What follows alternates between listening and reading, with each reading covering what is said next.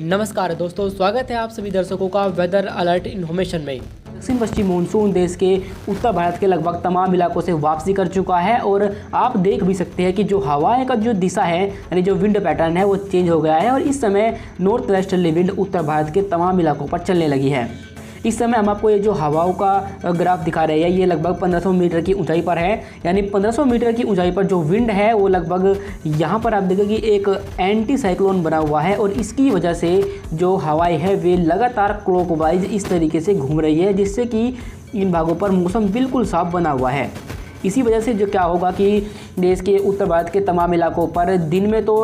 मौसम बिल्कुल साफ बना रहेगा, ब्राइट सनशाइन रहेगा, पर लेकिन रात के समय आपको ठंड इन भागों पर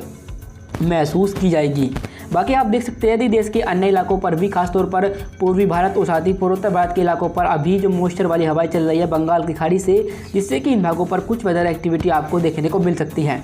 देश के किन किन भागों पर बारिश होने की संभावना है इसके बारे में हम आपको वीडियो में आगे बताएंगे। अभी देख लेते हैं कि मानसून की जो स्थिति है वो इस समय कहां पर बनी हुई है। देखिए दोस्तों, ये 5 अक्टूबर तक जो मानसून की जो वापसी रेखा थी वो लगभग यहाँ पर बनी हुई थी और अभी भी इसकी जो स्थिति है वो यहीं पर ही है। यानी जो उत्तर भारत के लगभग जो तमाम इलाके हैं, वो चाहे फिर पहाड़ी इलाके हो या फिर मैदानी इलाके, और साथ ही गुजरात, राजस्थान और मध्य प्रदेश के कुछ हिस्से, इन भागों से जो मानसूनी हवाएं हैं वापसी कर चुकी है। बाकी जो देश के अन्य इलाके हैं वहाँ पर अभी भी मानसूनी हवाओं का प्रभाव रहेगा।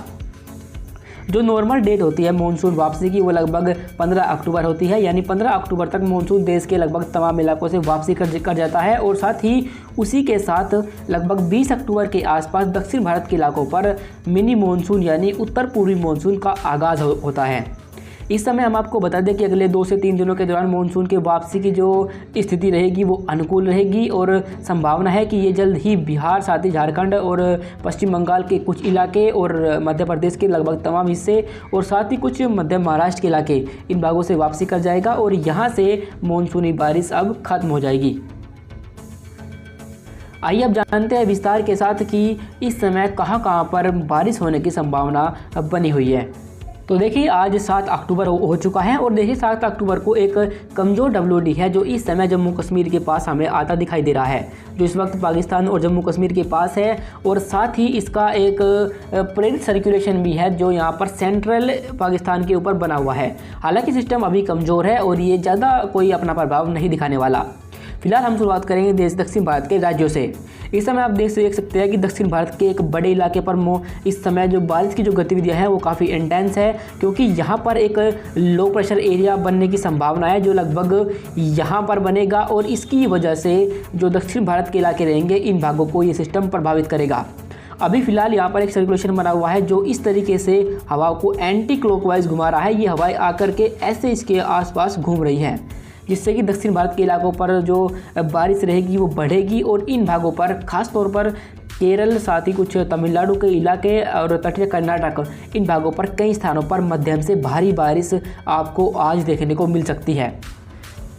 इन हवाओं का कुछ प्रभाव जो हमारे पश्चिमी तटीय इलाके रहेंगे यहाँ पर भी रहेगा और गोवा के इलाकों पर ये हवाएं प्रभावित करेंगी और यहाँ पर आपको कुछ हल्की बारिश यानी लाइट रेन आपको इन भागों पर देखने को मिलेगी।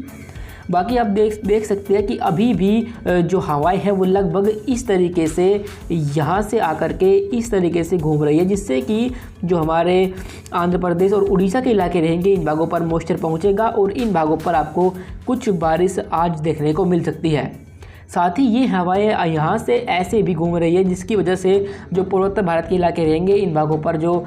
अभी चूँकि इन भागों से मानसून नहीं लौटा है इसलिए यहाँ पर वो थोड़ा सा सक्रिय बना रहेगा और असम, मेघालय, मणिपुर, मिजोरम, त्रिपुरा, इन तमाम इलाकों पर कई स्थानों पर उसकी वजह से हल्के से मध्यम बारिश आपको आज देखने को मिलेगी।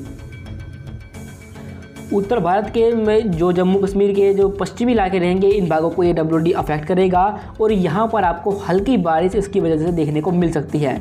बाकी हिमाचल प्रदेश और उत्तराखंड के तमाम इलाकों पर मौसम बिल्कुल साफ बना रहेगा, ब्राइट सनशाइन रहेगा। वहीं मैदानी इलाकों पर जो हवाएं हमने आपको दिखाई थी वो इस तरीके से चल रही है, जिसकी वजह से यहाँ पर उत्तर पश्चिमी हवाओं का प्रभाव रहेगा और इसी वजह से यहाँ पर बारिश होने की संभावना बिल्कुल भी नहीं रहेगी।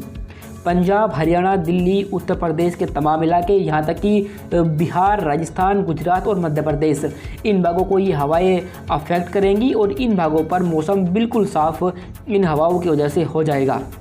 क्योंकि हवाएं नॉर्थ वेस्टर्ली रहेंगी, जिससे कि जो मॉइस्चर होता है वो बिल्कुल ख़त्म हो जाएगा। इसलिए आपको ब्राइट सनशाइन यानी दिन में तेज़ धूप और रात को सर्दी इन भागों पर महसूस की जाएगी। बाद हम आपको बता दें कि 11 अक्टूबर के आसपास एक WD आएगा जो थोड़ा सा प्रभावशाली रहेगा। वहीं उसका एक सर्कुलेशन भी बनेगा जो सेंट्रल पाकिस्तान और पंजाब के ऊपर बनने की संभावना दिख रही है, जिसकी वजह से पहाड़ी इलाकों पर जम्मू कश्मीर के साथ हिमाचल प्रदेश और उत्तराखंड को वो अफेक्ट करेगा। वहीं मैदानी इलाकों पर पंजाब, हरियाणा और दिल्ली साथ ही पश्चिम उत्तर प्रदेश पर वो प्रभावित कर सकता है और यहाँ पर आपको कहीं कहीं पर बादलों की गर्जना के साथ हल्की बारिश उस दौरान देखने को मिल सकती है। इसी के साथ वीडियो के आखिर में हम आपको ये भी बता दें कि एक लो प्रेशर बनने की संभावना अरब सागर पर है और 14 या 15 अक्टूबर के आसपास वो सिस्टम प्रभावशाली होगा और संभावना है कि उसके साइक्लोन बनने की भी पूरे आसार हमें दिख रहे हैं। अभी फ़िलहाल उसका जो ट्रैक रहेगा वो जो नॉर्थ वेस्टर्ली रहेगा, लगभग इस दिशा की तरफ यानी ओमान की तरफ जाने की संभावना उसकी है।